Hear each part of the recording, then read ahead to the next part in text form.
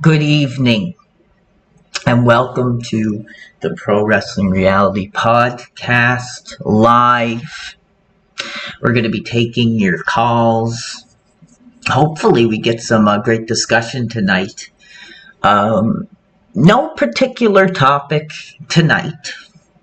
We're just going to be sort of generally, discussing the various sins within this industry. And trust me, a lot of them go back. And a lot of it we've already covered in our, series that we've been doing. So I'm going to try to find new stories or, give a different perspective on some of the stories we've already covered. Now, I'm going to start with, I'm going to grab my phone here and I'm going to see what's a hot topic that we could discuss here. I have been really interested in this whole thing going back now with,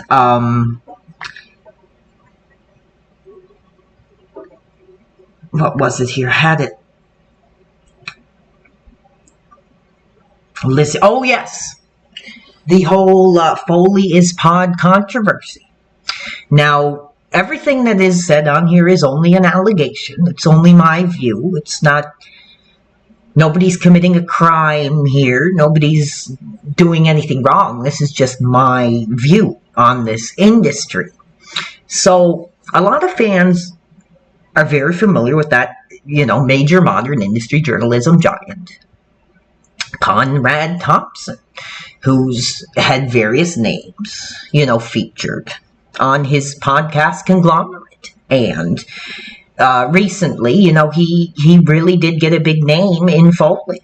And, I listened to a lot of the episodes. We've discussed it in a prior podcast. There was a lot of troubling discussion from Mick. A lot of very bizarre stories were shared that sort of made me feel like, it was like I'm hearing the facts of life from my aging uncle now. I mean, I very much did not appreciate that we were hearing such things as, how Mick discovered himself biologically, that he ended up hooking up with a woman, and the prophylactic that he had on him was expired. So instead of not indulging in that biological urge, he did it anyway without. And this was all just a big, laugh and giggle, and I think it was really troubling behavior expressed by Mick. For so long, I've always been interested. I mean, of course, I'm a fan now of Mick's groundbreaking work. But what I find very troubling is his recent behavior. And there was a lot of talent that had been coming out saying Foley is political in the back. One of the biggest, of course, was Stephen Richards now, who said that Foley was stomping up and down the backstage area in Orlando because he was not prominently featured on that Hardcore Justice pay-per-view poster. So now it seems that Conrad's latest cash cow, wants to only perform once a month. At least for now. We don't know if it's indefinitely, but if you go on that Foley is Pod Spotify feed, you will see that all that has been uploaded recently is best of clips. And, what's so best of, talking about a biological enhancement, not mentioning the side effects and going into a rant and making all these vulgar metaphors and not even mentioning the side effects at all. I found that it was incredibly troubling. And it seems that I think it's true that Foley just doesn't have commitment right now. And, I thought that when he thought he was going to be involved with that major, modern industry journalism giant, it was going to be nothing but a gravy train. But when he discovered, he's going to really have to be going week to week now, with these episodes, I think that he got a little frightened by that because, he is aging. And, what really disturbed me was Conrad was picking favorites with Foley, saying, "Ha, Mick, you know this is my favorite show." But then you got a guy like JR who's been there almost from the beginning. And he's been doing week to week, no problem. He takes a break here and there. Next story I'm going to discuss. I'm just trying to get some viewers in here. A lot of fans have been really hot about this Chris Jericho situation. His career is definitely on the downside now. There's no question about that. I mean, can he still perform in the ring? Yes. But I think it's really concerning that on those Florida cards, we're essentially seeing week after week that he's prominently featured with these young dudes now who aren't really well established. There's no programs. There's nothing like that. And it just more or less seems a showcase to get in the ring with Jericho. I mean, it's a huge deal. If you are somebody that's involved in this industry, I'm sure, they're going to be calling the mother, saying, guess where I made it. I'm in a major program with Chris Jericho Irving, but he's still going over, and there's no program, there's no storyline here. I've said it for a while. I think Chris really needs to step back, and he needs to retire or become a manager or, another figure within this industry, because right now he's just sucking the life, virtually like a Dracula, like out of the younger talents. And personally, I don't think it's right. I think it's truly disturbing. He's still in that, good Lord, that Jericho Society, which, I mean, even the fact he's in a faction that prominently features his entertainment stage name at the forefront, I mean, is really the most disturbing part about it. And I've said for so long, like, I'd love, they come out and they do a promo. Lights go off. We see Steve Borden Sting's character, in the rafters, kind of shaking his head. Jericho's looking up, kind of with the shocked look on his face, and that'll go on. That could go on a couple weeks, months. And then eventually, Sting comes down like he originally did, on that zip line, confronting the Jericho Society, pointing the bat and saying, I don't like what I've been seeing here, Chris, and, you're running around with all these younger dudes, this younger talent who have opportunity. Your time is over now in this industry. And I'm not going to let what happened in Atlanta happen again. So I'm going to essentially challenge you on that Orlando stage at a major pay-per-view event. I think that is something that is really needed right now in this industry. If people like that Steve Sting Borden character, or Jericho want to continue, they have to do a major money-making performance together. They can't just be floundering. We've seen it not long ago.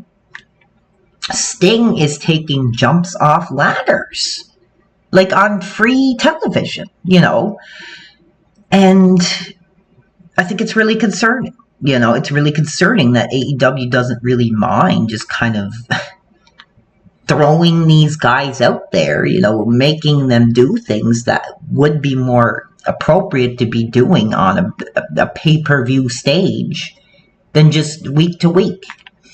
Looks like also we got CM Punk Phil Brooks back in the picture, which if you look back, you can see that we've done an investigation on that whole situation that transpired that led him out of Orlando, and all's forgiven and he's back in the picture. But what I seen was truly concerning. Recently I watched the match between CM Phil Brooks Punk and Samoa Joe. And it was celebrated, that they were doing this match again on free TV.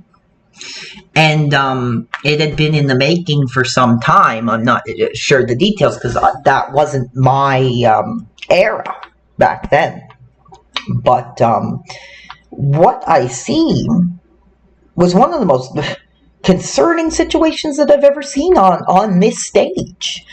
It was very clear that Phil CM Brooks was just not in shape, and that he seems to be having major issues. He was out of breath. He looked like he was, really struggling to put in a solid performance. And even Samoa Joe, when you're looking like you're struggling with your health on that stage more than Samoa Joe, there's very much issues there. And I've said it before, I really do truly hope that Orlando has supports, in the back for these guys, especially Joe. I'm not particularly talking about his weight, but I have made the point before that Samoa Joe at this stage of his career, of his performing career, is really resembling Rodney. And when I say that, of course, I'm talking about that majorly influential, Fatu background, entertainment and sumo legend Yokozuna. If you go on my Twitter page, I spoke about it openly, and I compare and contrasted the pictures of Joe at this stage of his career and the pictures of Rodney.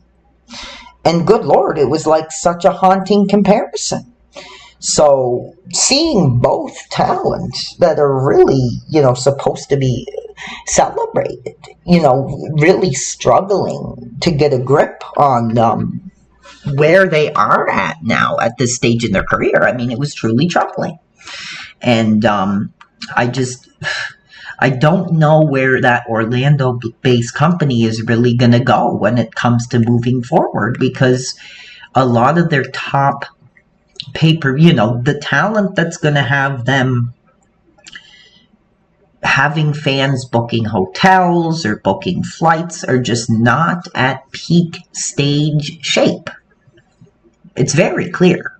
And I just found that a little concerning here.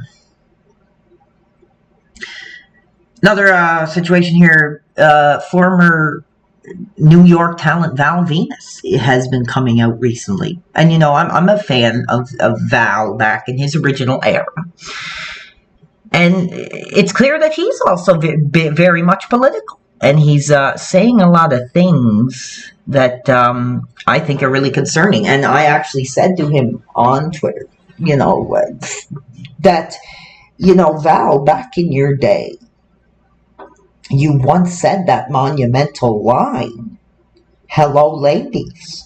But, if you really wanted to come back to this industry and have a chance to, break new ground, be a part of this more modern era, you should be saying, "Hello, ladies and men." And well enough alone for everything he says on his page, he liked the comment. So, could be possible that we see Morley, Sean, back in the ring. I think that would be great to see. Another tragic story, I guess. Here we are it's just being handed to me by someone in the office here.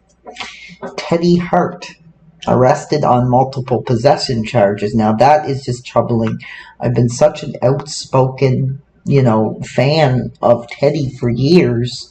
I was really hoping for the best for him. But it just looks like a possible career in Florida or a stint in New York just isn't going to be happening at this time. Unfortunately, here we are saying that, let's see what we got here.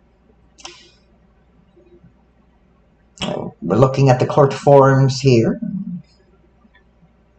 It doesn't say what he was charged with, but it's concerning. Because, as I said, when I seen Teddy in the ring, it was truly like seeing the spirit of so many of those legends we grew up with. And I think that was truly something needed up in Florida right now. But after that bombshell documentary, after the allegations, after the charges and the jail time, I sadly don't think we're going to do it. We have our first viewer here. I'm going to remind you that if you want to call in and ask a question, the link is below, and you can have a call into the show and discuss any topic that you want, because this is the reality. We're not talking Roman Reigns pinned this guy last night. We're talking the seriousness of this program. I guess he is not on the line anymore. But, yeah, a lot of fans just don't really see things, I guess, the way I do when it comes to this industry. So it's been harder to get that audience to interact with the live shows. Another story here. Another Fatu. So we have Zelia Fatu making his debut last night. And then the comments being made by Wrestling News here on Twitter that see you in the bloodline in a couple of years. And I'll tell you, nothing more than that statement. All it has me is incredibly troubled. Incredibly troubled. We don't need another Fatu coming up in this industry, taking the spot of another young dude who, may have come up, even harder. There's still talent out there that haven't had a chance in New York or Orlando, that are still working in the school gyms, still jumping off the top of school gyms and the basketball hoops and risking their careers. But another Fatu happens to debut, and it's already almost assured that he's going to make it onto New York television. I think that's incredibly troubling.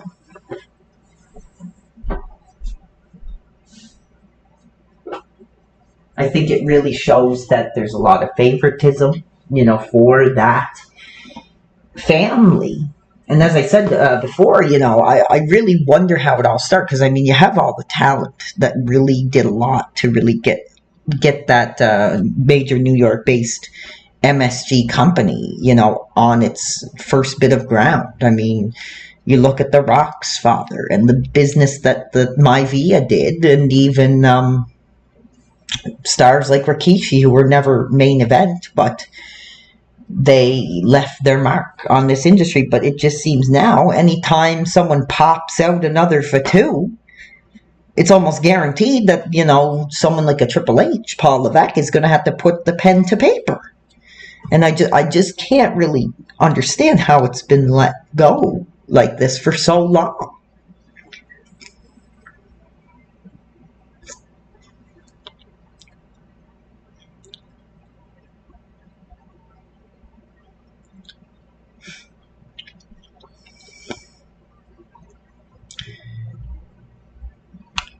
I'm just sort of giving a look at some of my stories that I posted here.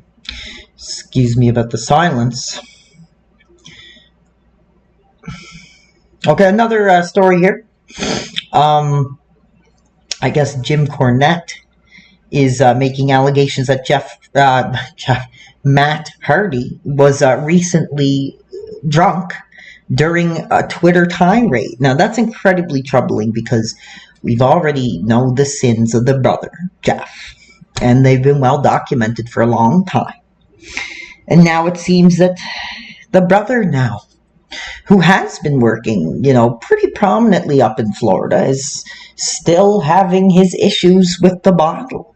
And I actually seen a recent story, I think it was a YouTube video, actually, that was saying there were times where Jeff was like the least troubled one, and Matt was taking up the mantle of the brother who really had his issues. Now, these are all allegations, but I'm really starting to lose my interest in the boys. Men now.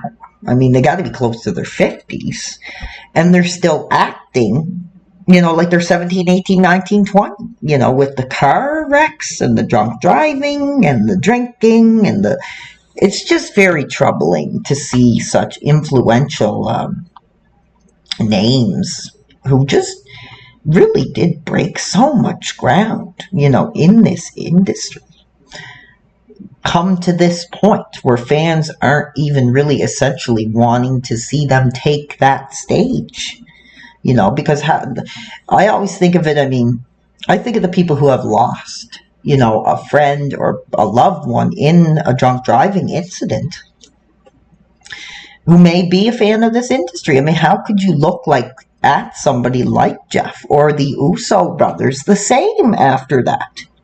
So I take it at that level of offense that I just don't think these men should be getting away with this behavior and being let back on this stage, regardless of how much money they're bringing in. And it was really troubling to see Jeff's most recent performances. You could tell, I think the age now is finally catching up with him.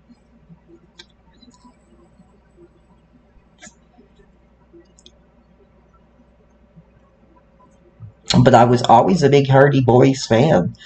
Even recently when they both debuted in the company, I was really willing to give them a chance. But no, after the recent behavior, now they're saying Matt's, off the rails again. I just don't know if I can support that behavior anymore. Another story here, breaking from the Ringside News, Kurt Angle talking about how his love life hasn't been the same than it is now. Now, we all know that Kurt has had very complicated situations romantically in his career. He was sampling a lot of thrills in his time in New York, and then when he went to TNA, he was very deep into the substance abuse. And we don't really know what's going on, but it says here, Angle is claiming that he's still able to wrestle in the bedroom. Good Lord. I think that's definitely troubling, because what troubles me is when we last seen him in New York, it was like he could barely move. And I guess, he's got the younger wife now. And, I think that's kind of troubling because, he might overexert himself and not be in a good situation with that behavior. I think he needs to slow things down. It's very concerning that he's putting that out to the public, because now we're going to be concerned. If he, especially if he's taking that Blue Chew crap, I think that trouble could arise, for Kurt. His wife could have him roll over dead, in that marital bed, and that is not how we want to remember Kurt. I think that's a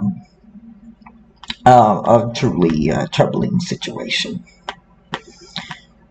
I'm seeing Terry Bollea, Hulk Hogan now, wants another match up in New York, and personally for me, I know I would love to see it. I would be incredibly hot for it.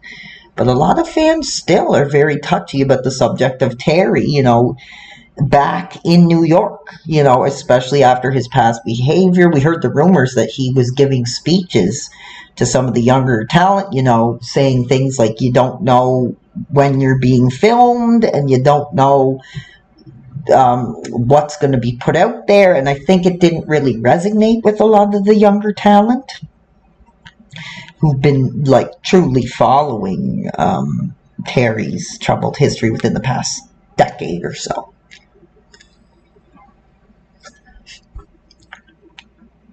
We're going to share the stream here. We're trying to get some callers tonight. Love hearing from the fans. I think we got the desktop audio correct tonight. So we're really wanting to hear from you. What are your thoughts? What would you like to discuss? What I'm going to talk about now, until we see if any fans are going to join, is this new era star we have on now, Matt Riddle. Certainly, he's kind of lost a lot of what he had going for him in New York recently, but for a while there, he seemed someone that was really on the fast track, to being a major name up in New York. He was doing the tag performances with Randy Orton on that New York stage, which was a pretty monumental spot for someone to be in. But I just think his personal life has just taken its toll, on a lot of viewers who were very much of this era. We talked about before, guys like Undertaker have said, a lot of the talent in this day, they're more likely to be drinking their protein shakes and playing video games. But then here comes a man, who's out there sampling thrills, doing the fast, lifestyle. We've read the reports, that we've seen the text messages of his lifestyle, which includes woman swapping and drug abuse and watching as biological acts are being performed on his various women. And everybody sort of turned against him. And I think that's not necessarily, a negative thing, because it's been so long since we've had somebody in this industry who sort of played or lived that kind of lifestyle. And, I think it would be great for New York to, really go with it, really turn him into this sort of thrill chaser character, kind of have him, make it clear, I'm gonna sample your wife, I'm gonna live this lifestyle, and I'm also gonna perform at a top level here in New York. I think that's something that is truly needed up there right now.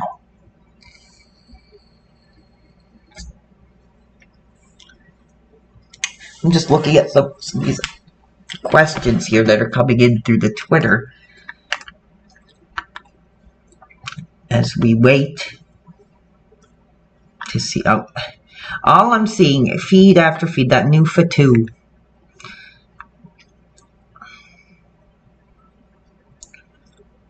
Well, we don't have any viewers tonight. I think I might just have to leave it there for tonight, because I had a bunch of topics I wanted to discuss, but it's very hot here today.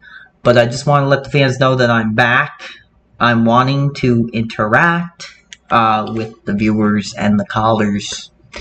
So I might just leave it there. Great to speak again on this industry. My stream is all set up now. My call-in is all set up. So I'm going to wish everybody a great night and enjoy this little sampling of what I'm working on now. I'm really wanting to do this live podcast idea. And if there's something that you'd like me to discuss,